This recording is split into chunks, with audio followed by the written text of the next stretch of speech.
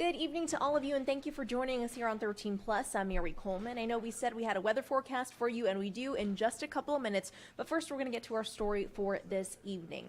Well, housing is becoming increasingly expensive all across the country, as we know. And for those struggling to pay their rent, that could mean eviction. It's a possibility millions of Americans face. With the prospect of losing their home comes another threat, the possibility of violence. National investigative reporter Kristen Crowley takes a look at how some evictions can turn deadly and what experts say can fix the rare but growing problem. Dispatch requesting assistance. It's February 29th, 2024. Suspect is still in the residence. The emergency They have an officer down. is dire. We now have 2 officers down. Police flood the front yard of a home just outside Kansas City, Missouri. 2 officers shot. I need at least 4 ambulances. The call brings emergency crews from across the region to help. Be ready to take your patients. Be advised this is still an active scene. Be still taking fires. But help is too late. Giving you another live look. This is the beginning of this procession. 2 people died that day. Independence, Missouri officer Cody Allen. I was like, why? Why? And Carmen Mack's big brother, Drexel Mack. This is not fair. This is not fair. My brother should still be here. He should have not got killed doing his job. Drexel wasn't law enforcement. The job that got him killed was serving an eviction notice. The man being evicted, Larry Acree, is now charged in the double murder. Mack was a civil process server for years, tasked with serving papers like eviction notices for people who fell too far behind on payments. Work that isn't considered inherently dangerous. But Carmen says she constantly worried for his safety. Was your brother ever scared? Yeah, a lot. People are very crazy, and people you come to take their stuff from them is how they feel. So they try to protect their belongings. At that moment of eviction, everyone is tense. It can escalate very quickly. And eviction expert Carl Gershenson says examples of violent evictions are popping up across the country. Here's a notice to evict, okay?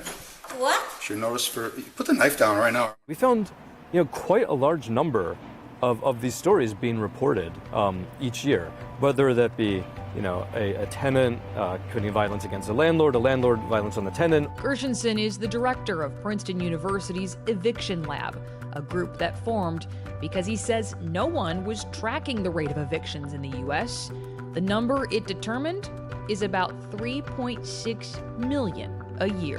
What about violence with evictions? Is that being tracked? No one is tracking the co-occurrence of violence in evictions. Eviction Lab is trying to do that, but without a nationwide reporting system. It relies on news reports. Deputies were serving a civil eviction and says the numbers may actually be higher.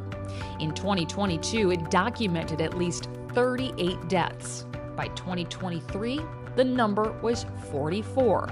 And that's not including other types of violence that people survived. We had 2 women shot, one of them shot in the head. Philadelphia City Council member Jamie Gauthier says over the course of 4 months, the city saw 3 eviction-related shootings. Everyone survived, but Gauthier says Philadelphia needed to take an unprecedented step. To me, just completely unacceptable, and so much so that we needed to pause until we got things more in order. Gauthier wants to see even more change down the road and reduce evictions altogether.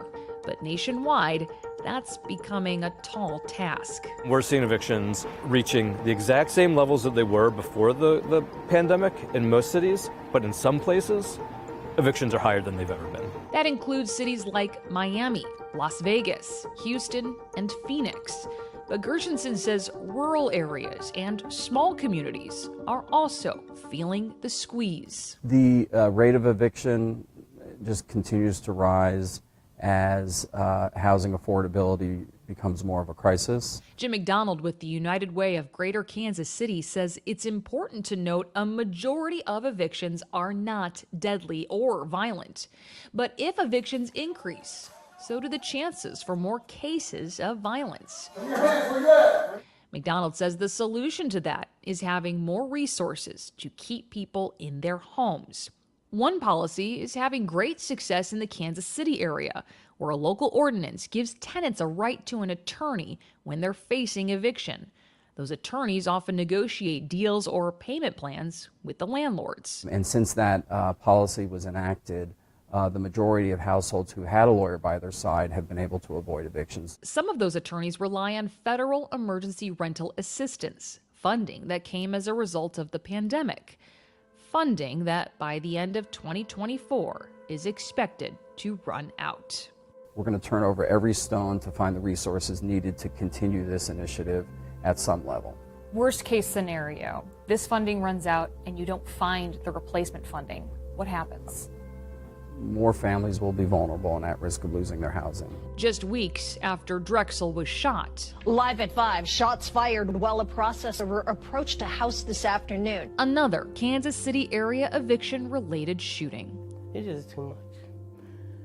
Carmen says she can't make sense of any violence, but she hopes change comes with evictions and safety becomes a priority, even if it's too late for her brother. But she'd rather not think about how he died. He always had you cracking up, laughing. She'd rather remember how he lived. A helping hand, a shoulder to cry on, shoulder to lean on. Very respectable, loving man. That's what he was. And still is in my heart today.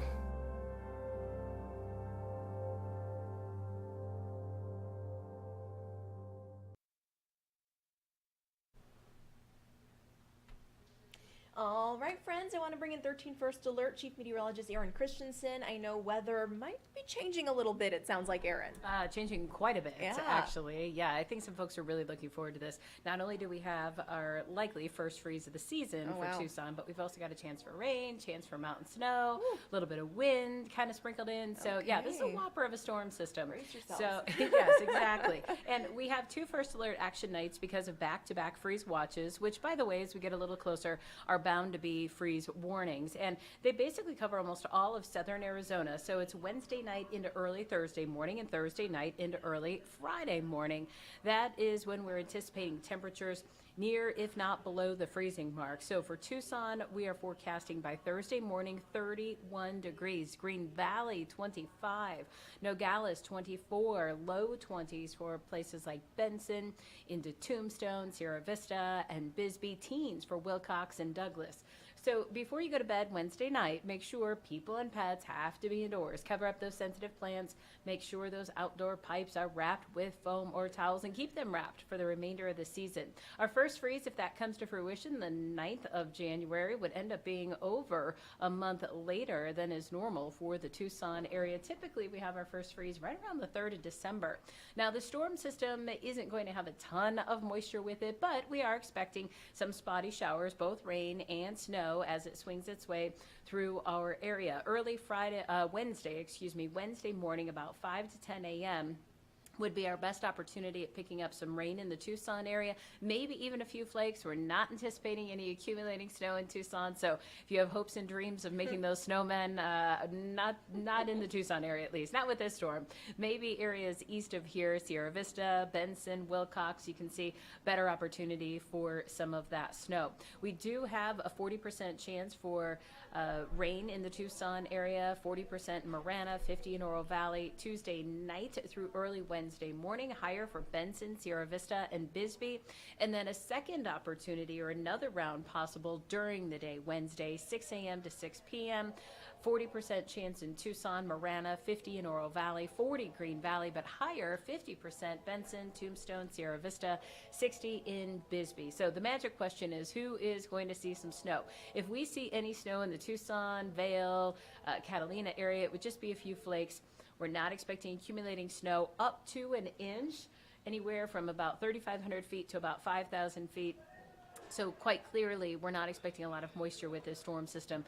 Elgin, Sonoyta, Dragoon, Sierra Vista, Bisbee, Wilcox, Douglas, Nogales perhaps could see up to an inch of snow. Really, I think the higher snow totals, obviously above 7,000 feet for places like Summer Haven and into the White Mountains. We could pick up some much needed rain though. Tucson about 0.2 of an inch being forecast now all the way through Thursday morning.